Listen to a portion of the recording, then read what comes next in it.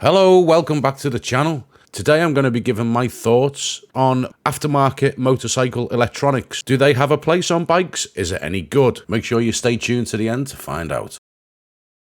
So, traction control's been around for quite a while. Since the 90s, in fact. However, it didn't really become mainstream until around about 10 years ago, where the likes of Ducati, Aprilia, BMW, they really started hammering the traction control and all the motorcycle electronics onto their bikes.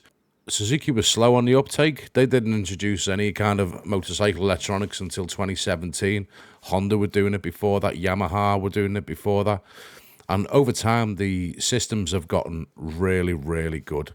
Now, there's been an age-old argument for a long, long time. I don't want traction control on my bike. That's for pussies and things like that. Oh, the only traction control you need is on your right wrist. For a while, I held that exact same opinion. However, it changed when I started riding on track and thought I was reaching the limitations of what the rear tyre could actually handle. And I was shit scared of a high side. I'll be perfectly honest with you. I didn't want to push that little bit further without having some kind of safety blanket because I was worried of launching myself to the moon. So that was the reason why I got traction control, and I only decided that after having used it on my 2017 GSXR1000.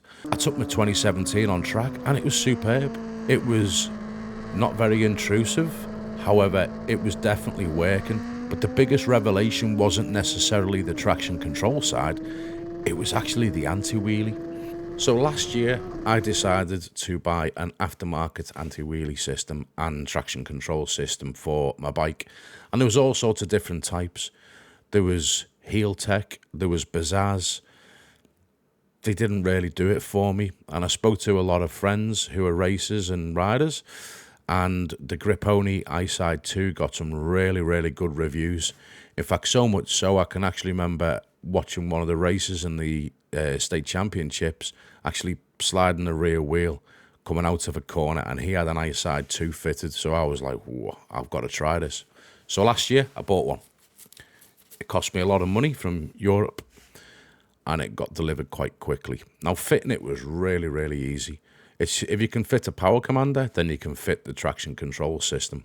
It was done in half a day, and the first time I used it, it didn't work.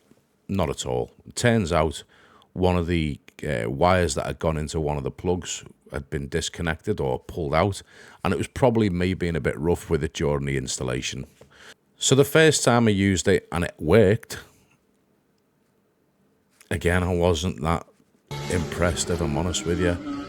It really didn't feel much different at all.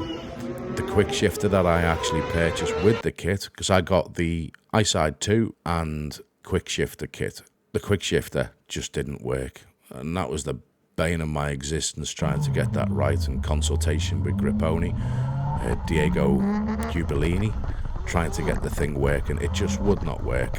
But I fiddled and I messed around and I faffed, and I got the laptop and connected the laptop to the system and altered the settings and the sensitivity, and lo and behold, one day I got it all working, but it was a big, big faff. My K5 was really geared down to try and get maximum acceleration, and what I was finding was I was actually losing out on acceleration because I was having to back off the throttle to maintain a sort of wheelie and slow down. Well, this thing sorted it. Honestly, it absolutely sorted it. It would limit the power, and it was keeping the front wheel on the floor, and I've never felt acceleration like it because it was only doing exactly what was necessary in order to get that result. Absolutely fantastic. The traction control, I wasn't using very much at first. I couldn't feel it, limiting the power while I was mid-corner or anything like that, and the quick shifter worked okay. So I continued using the system for around about maybe 4 or 5 months and a lot of track time, and eventually I had it absolutely down pat. There was a few things I did at the same time. I altered the gearing to the bike. I actually lowered the gearing to give me less acceleration, but in turn, I feel like I actually gained acceleration because the gearing wasn't right what I had. I did that. I had my forks reworked, my front forks, and the bike was just magic, absolutely magic. And so much so that my times on circuit started tumbling like really coming down. Well, I went from doing 110s to a 64 or 104. Such was the impression it made. And it wasn't so much the electronics being absolutely fantastic and amazing. In my head, it told me to push harder because the electronics are going to save you. I had them wound up to the max, let me just say, because again, I'm still shit scared of a high side. So I'm coming out of corners, I'm getting on the power, earlier, more, and I start feeling it really working and cutting in for me. And it did a fantastic job. Now, I ran this system, and once I got it right, it was great, until it wasn't. So I've already said in numerous other videos, I had quite a big crash recently. Should or could the traction control system have saved it?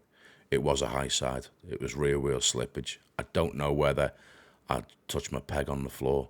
I don't know whether it was because I was offline coming back online and too hasty with the power. I honestly do not know, and I'm not saying that the Gripone Iside2 should have prevented my crash. I'm simply asking, cut it off. Now, one thing's for sure, that was me wanting the traction control system and feeling like I got a lot of benefit from it. But the question is it necessary? Is it required? Well, I'm sorry, but the answer's no.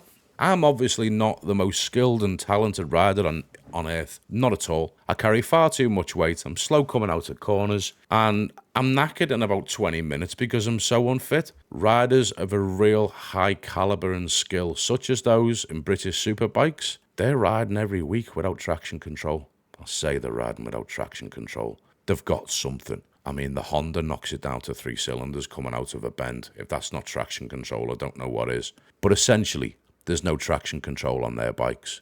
The other reason why I don't think that they're necessarily you have to have them is there's guys on the same machine I was riding going a couple of seconds a lap faster than me with no electronics at all. I'm talking not even a quick shifter, by the way. Is it a necessity? No, it's not. Would I want it again if I was riding again?